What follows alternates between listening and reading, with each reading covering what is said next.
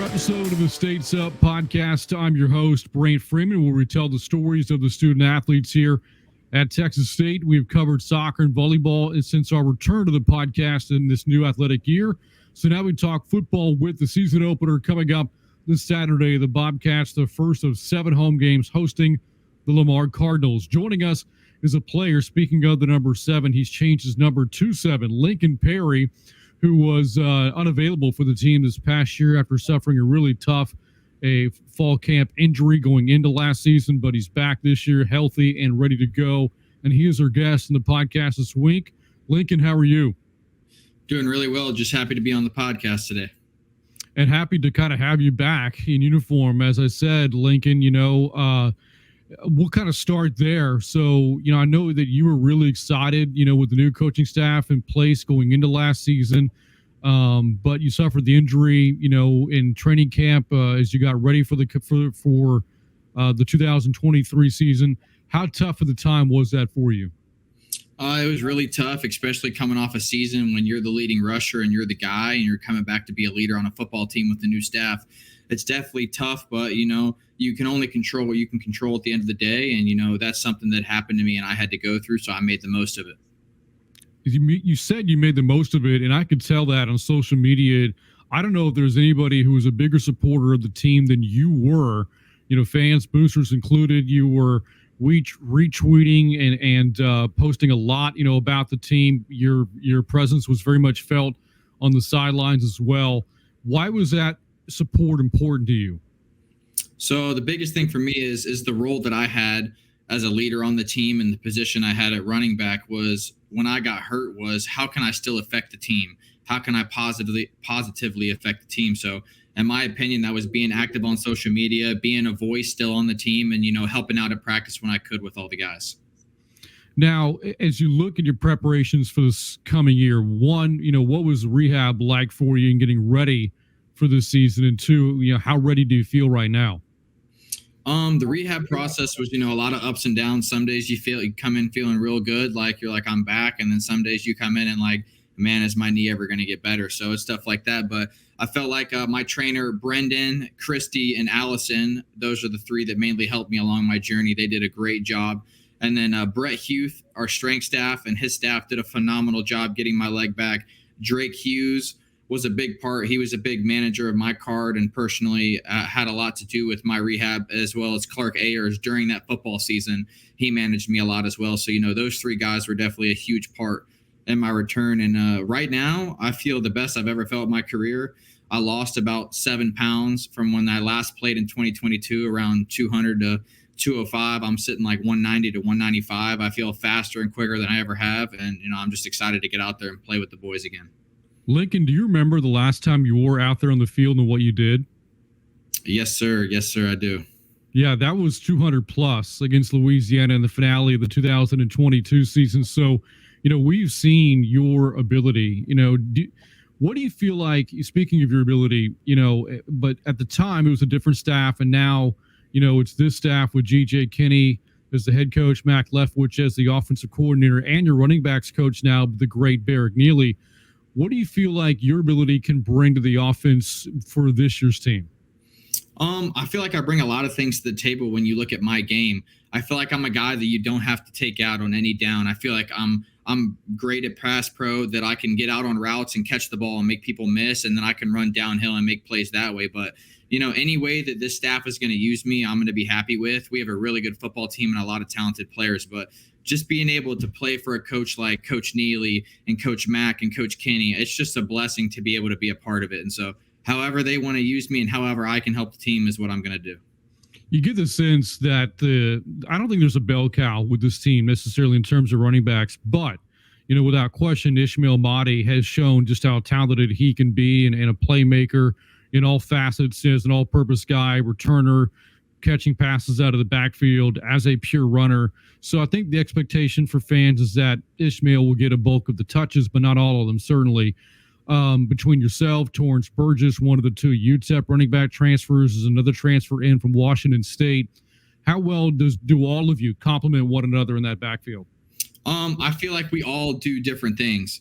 So, I mean, we have Dion Hankins, who's our bigger back, who's going to be real good in pass pro and be a downhill guy. And he's real good. He's a first-team all-conference player. He's been unbelievable, really talented guy. You got a guy like Torrance Burgess that's going to get in space and run your outside zones and stuff like that and be really phenomenal in open field. And then you got Jalen Jenkins, who's just a spark plug. He gets north really fast. He's a super fast guy. And then, everybody's seen Ish. And then you got a guy like me coming back. I mean, we got 5 guys that can absolutely roll. So, I'm just excited to see how they're going to use all of us and see, just how things shake out. But, we all love each other and we're all going to be happy for each other, whoever's out on the field at the end of the day. One of the unique things about this team is that the opening day starting quarterback, I think this will be the 4th different in 4 years kind of thing. It's gone from Brady McBride to Lane Hatcher to DJ Finley and now to Jordan McLeod. Now, McLeod, his credentials are really impressive. The reigning Sun Belt Player of the Year, 1 year at James Madison, and really took the Sun Belt and really the nation by storm from a Group of 5 standpoint. Exceptionally talented quarterback. He's in place now. What have you seen from Jordan McLeod and how he fits? The biggest thing from Jordan you see is the veteran mindset. You can tell that he's been out there, that he's ran an offense, that he knows what he's doing. So it was easy for me as a teammate and the guys around the team to rally around him just from what he's done in the past, but how he attacked. He didn't come in as the guy that was like, oh, I'm the Sun Belt Player of the Year. He came in as a guy that he's ready to prove everybody wrong again, like he hasn't even done anything. So just to see a guy like that come in and work as hard as he's worked and win the team over like he did is just great. I mentioned the number change, 7. You used to wear 22. That was your number both at Arkansas State, your 2 years there, and your first, season at Texas State until the injury. So from 22 to 7, why the change? The big thing for me is when I wore 22, like that was in the past, like that was the old Texas State and what Texas State was when I was there. And so, this is a new version of Texas State football. Coach Kenny's implemented new things for the team. And so I don't want to be remembered as the old guy that used to play at Texas State. I wanted to come out as a new number and, be a new guy and be the new version of Texas State. And so that was the big thing for me is I just wanted to switch it up. I also reference your social media presence. It's, it's something for those that don't follow you on Twitter. It's Lincoln Dog 4, right? That's your Twitter handle? Yes, sir. Link Dog 4. Link Dog 4. And I happen to notice your cover photo. It's you, Jordan McLeod, newcomer Bo Sparks, and I believe Connor Fox. Why that particular cover photo on your social? Those are my guys, man. A guy that didn't get in that picture, Joey Hobart. He's our other roommate, but us 5 we're just always together, and there's more people on that list to have that are in that close-knit group. But it's about the relationships you have outside of the facility on this football team, and I feel like we really have that this year. Offense guys hanging out with defensive guys, special teams guys hanging out with offensive guys. Like everybody knows everybody. Coach Kenny did a really good job at a lot of team bonding and stuff in fall camp. So it means more when you look to your left and your right and that's your guy, not only on the field, but off the field. So that makes a big difference. What kind of team bonding things did you guys do? We did all types of things. We would do stuff like breakout rooms, and you would get to know guys and kind of like their story coming up into college football. And then we would go out and do some fun things and get to hang out with each other that way. But seeing how guys have fun and then what some guys have been through in their career and stuff like that, knowing that about your teammates just makes you closer overall. What about your story getting into college football? You're from Germantown, Tennessee, not a place a lot of people have heard of, but you were a great high school player. I believe you were Mr. Tennessee football, when you were playing back then. And then you go off to Arkansas State and have 2 really impressive seasons there. So tell me a little bit about your journey into college football and how you wound up here ultimately. So big thing. I mean, and it's all started out when I got to high school. I committed to wanting to play college football. I didn't know if it was going to be realistic for me at the time. I was around 5'8", 170 pounds out of school that not a lot of people went to play college football out of. So It was a tough journey, but it all started my junior and senior year is when I started getting really looked at. I had back-to-back 2,500-yard rushing seasons, and then my senior year I did win Mr. Football.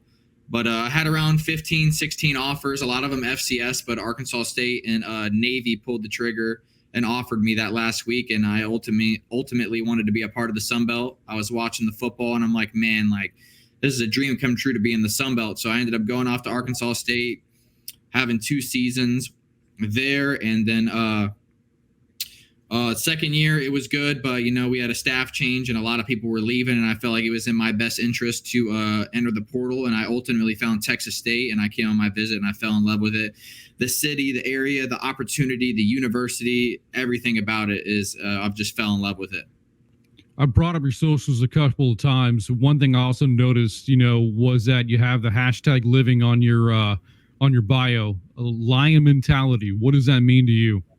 The lion is just, it's my favorite animal. I feel like it's the apex predator. Like you want to be the lion in the room that everybody looks at and you're like, that guy works and that guy is at the top of the chain. So that's just how I attack every day, whether I'm in the weight room, I'm on the field, I'm in the classroom. I just want to work as hard as I can and let everything else take care of itself. Tell me a little bit more about your family, Lincoln, where the support comes from, from your parents, again, your family. Tell me a little bit more about the support group that you got. I'm going to start off with my sister, Anderson Pare. She's 2 years younger than me. She's actually a cheerleader at Alabama. So she gets a lot of football stuff as well. She's actually been on College Game Day 3 times. So wow. It's been cool. Some of the trips we've had, I've been able to watch College Game Day in the morning, eat my omelet when we're playing somewhere, and see my sister on College Game Day. So that's pretty cool. I'm very happy for her, and she always texts me and supports me, and likewise, I'm right back at her with the support. My parents, Mike Perry's my dad, and Sherry Perry's my mom. They have been unbelievable, and the sacrifices they have made for me to be here and be in the position I am, I'm forever grateful for. They are top-notch supporters. I talk to both of them every single day, and I couldn't be more thankful for their roles in my life. You're beyond your family, the friends that you've made here. You mentioned the roommates that you've got, and we went through those earlier, but who else have you gotten really close to in this team? Who are some of your closest friends with this group? To be honest with you, Ishmael Mahdi is a guy that I've gotten really close with from him coming in. And, a lot of people don't know this, but Ishmael Mahdi was our 4th-string running back that one spring, and he kept his head down and worked. I was helping him a lot with a lot of pass pro looks and stuff like that. And he stepped up and was a big player for us. And now he's the guy. And so just to see a guy climb from that to now being an All-American and just me being a part of his life and that journey, it's been unreal to just be close with him and stuff like that. It's just love to see it. So this team accomplished so much a year ago, right? 8 wins, going to a bowl for the first time ever, winning that bowl game. The expectations have skyrocketed, not just risen, but really gone through the roof to the point where you're picked to win the West this year in the Sun Belt. Some have this team slated as perhaps being the representative of the group of 5, in the upcoming 12-team playoff. Texas State football is on the national map right now. One, what does it mean for you for the program to be getting that kind of respect? And 2, what do you see the goals being for the team this year? Ultimately, at the end of the day, the goal is to win a conference championship. And I feel like if we do that, the rest of the things that we want to accomplish will follow with that. But as far as the attention, I mean, we love it. Coach Kenny, he preaches to us. He's always been in that spotlight. Everywhere he's been, he's won. And just to be in that spotlight is a privilege, and we have to act like we've been here before. So you just got to keep your head down. You take every opponent like it's your greatest opponent, and you just keep moving forward. One more I got to ask you. I used to talk to student athletes all the time about, how they spend their free time and what they like to do. A lot of them are gamers. They play video games. And for the longest time for football, you got your fix with Madden because the college football game went away for a long time. I think the last edition of it was 2014. It's back now. College football 25. The Bobcats are in that game. Your likeness is in the game. Do you play? Do you play as yourself when you do? Yes.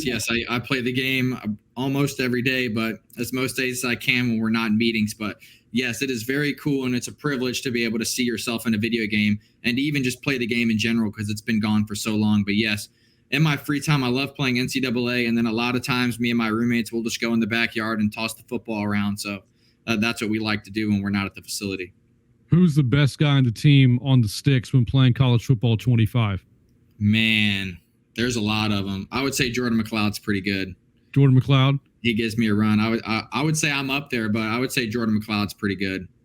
All right. Well, so your roommate's, he's got it right now. But hey, Lincoln, it's been great getting a chance to visit with you, man. Congratulations on your journey back to the field. Can't wait to see what you bring out there starting this Saturday against Lamar. Yes, sir. I'm very excited and looking forward to seeing everybody out at the stadium.